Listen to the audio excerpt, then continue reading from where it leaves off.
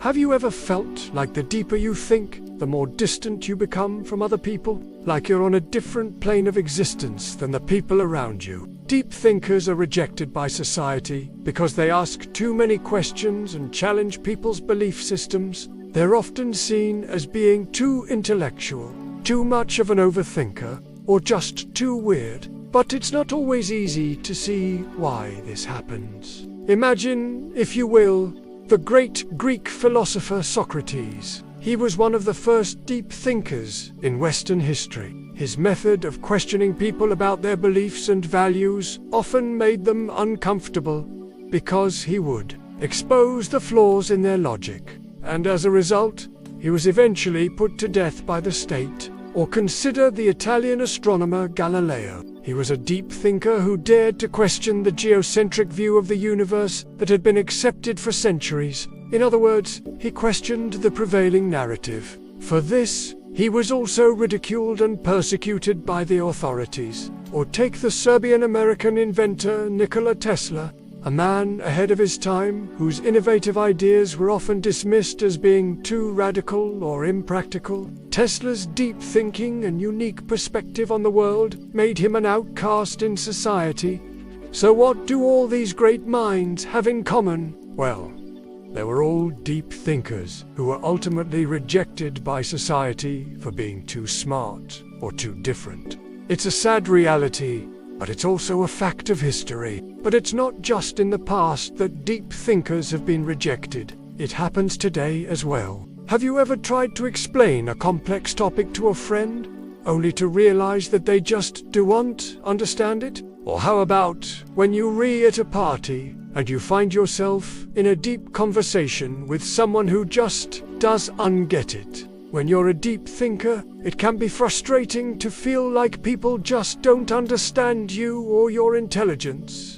It can make you feel isolated and alone, like you're the only one who sees the world the way you do. The psychologist Jordan Peterson describes this phenomenon as the mirror effect. He says that deep thinkers unintentionally challenge other people's beliefs and values, which can cause discomfort and even pain. As a result, those deep thinkers often find themselves rejected by society. Peterson uses the example of a person who points out that the emperor has no clothes. He says that in this situation, the deep thinker is usually punished while the flatterers are rewarded. Neuroscience actually backs up this idea. When we encounter information that contradicts our existing beliefs, our brains react by producing a small amount of electric activity. This is because our brains are wired to seek out and preserve cognitive consistency, meaning that we want our beliefs and actions to be consistent with each other. So when someone challenges our beliefs, it creates a kind of mental friction that we're not comfortable with. As a result, we tend to reject or ignore that person's ideas instead of engaging with them. This is one of the reasons why deep thinkers often struggle to connect with people on a casual level. They may find it difficult to engage in small talk or to connect with others on an emotional level.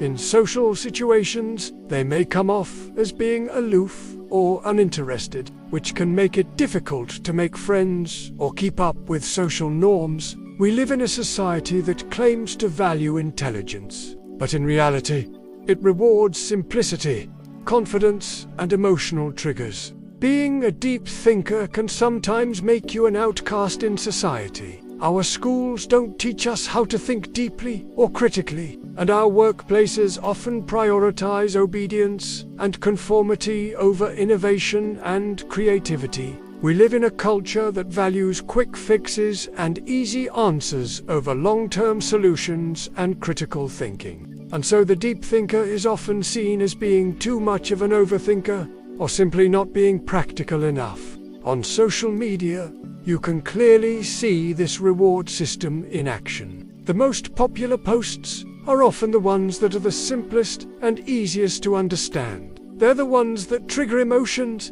and get people talking. The deep thinkers who post more complex and nuanced content often get overlooked or even attacked by the majority. But it's not all bad news. The German philosopher Arthur Schopenhauer had a rather bleak idea. He believed that the will to truth is a dangerous thing because it isolates us from other people. But I think there's something beautiful about being an outcast. It means that you're not afraid to be yourself, even if it makes you different from everyone else. It means that you're willing to go against the grain and think for yourself, even when it's hard or lonely. If your thoughts distance you from others, remember, you're not broken, you're awake. Thanks for watching. If you liked this video, please hit the like button. And if you haven't already, consider subscribing. Join our community of deep thinkers, and let us continue to explore the mysteries of the human mind together.